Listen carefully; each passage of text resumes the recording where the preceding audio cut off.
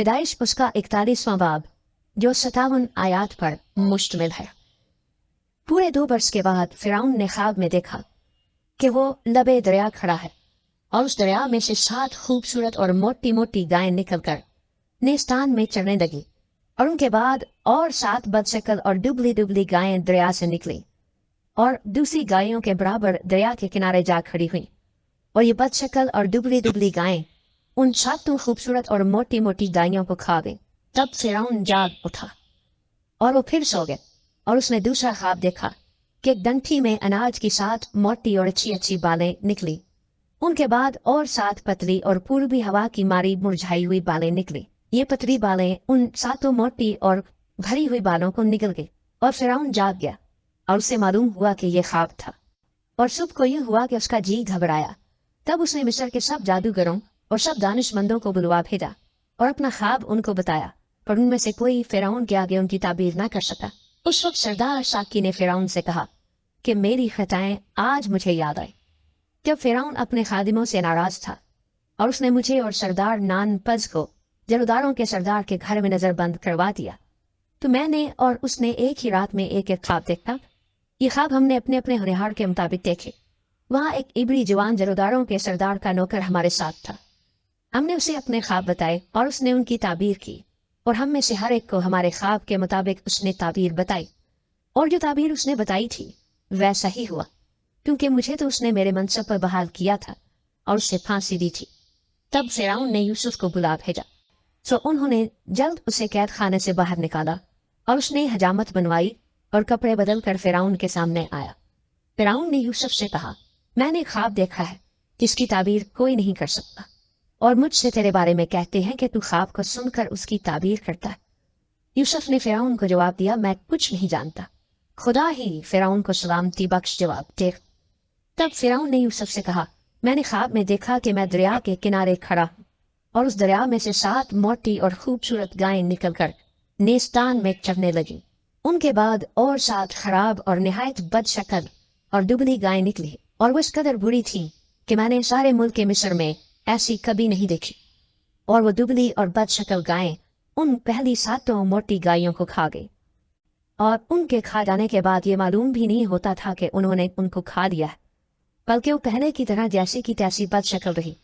तब मैं जाग गया और फिर ख्वाब में देखा कि डंठी में 7 भरी और अच्छी अच्छी बालें निकली और उनके बाद और 7 सूखी और पतली और पूर्वी हवा की मारी मुरझाई हुई बालें निकली और ये पतली बालें उन 7 अच्छी अच्छी बालों को निकल गई।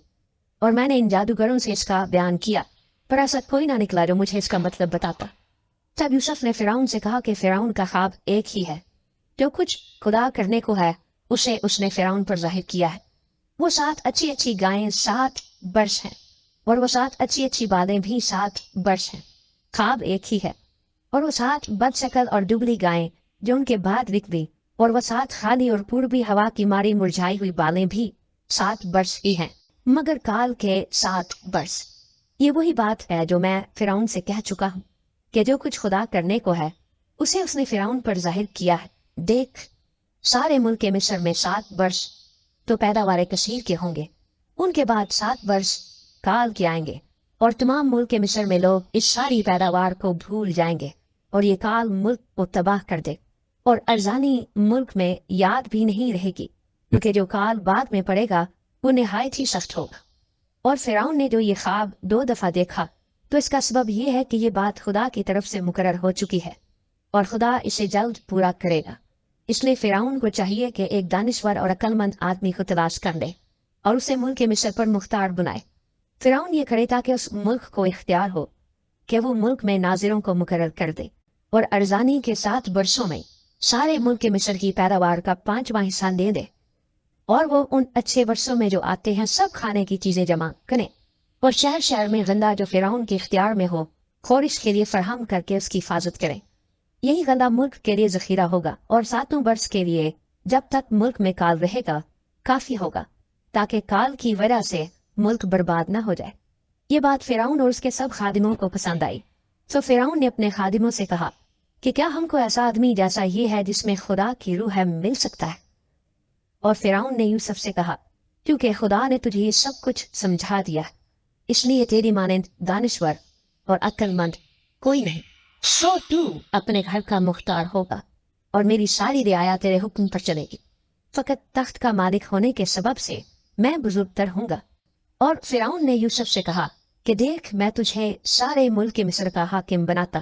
اور فرعون نے اپنی انگشتری اپنے ہاتھ سے نکال کر یوسف کے ہاتھ میں پہنا دی اور اسے باریک کتان کے لباس میں آراستہ کروا کر سونے کا توپ اس کے گلے میں پہنایا، اور اس نے اسے اپنے دوسرے رتھ میں سوار کرا کر اس کے آگے آگے یہ منادی کروا دی کہ گھٹنے ٹیکو، اور اس نے اسے سارے ملک مصر کا حاکم بنا دیا۔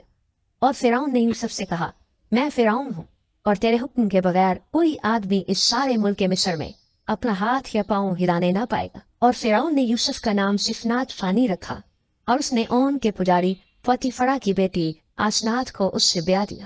اور یوسف ملک مصر میں دورہ کرنے لگا، اور یوسف 30 برس کا تھا جب وہ مصر کے بادشاہ فرعون کے سامنے گیا، اور اس نے فرعون کے پاس سے رخصت ہو کر سارے ملک مصر کا دورہ کیا، اور ارزانی کے 7 برسوں میں افرات سے فصل کی، اور وہ لگاتار 7 برس ہر قسم کی خورش جو ملک مصر میں پیدا ہوتی تھی جمع کر کر کے شہروں میں اس کا ذخیرہ کرتا گیا۔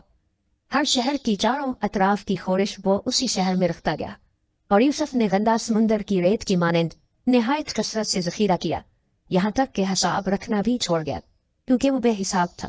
اور کال سے پہلے اون کے پجاری پوتیفرا کی بیٹی آسنات کے یوسف سے 2 بیٹے پیدا ہوئے، اور یوسف نے پہلوٹے کا نام منسی یہ کہہ کر رکھا کہ خدا نے میری اور میرے باپ کے گھر کی سب مشقت مجھ سے بھلا، اور دوسرے کا نام افرایم یہ کہہ کر رکھا کہ خدا نے مجھے میری مصیبت کے ملک میں پھلدار کیا۔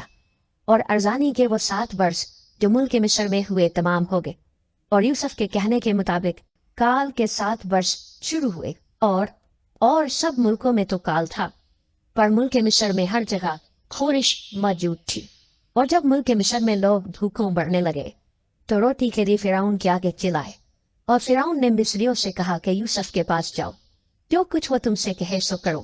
اور تمام روئے زمین پر کال تھا، اور یوسف اناج کے کھتوں کو کھلوا کر مصریوں کے ہاتھ بیچنے لگا، اور ملک مصر میں سخت کال ہو گیا، اور سب ملکوں کے لوگ اناج مول لینے کے لیے یوسف کے پاس مصر میں آنے لگے کیونکہ ساری زمین پر سخت کال پڑا تھا۔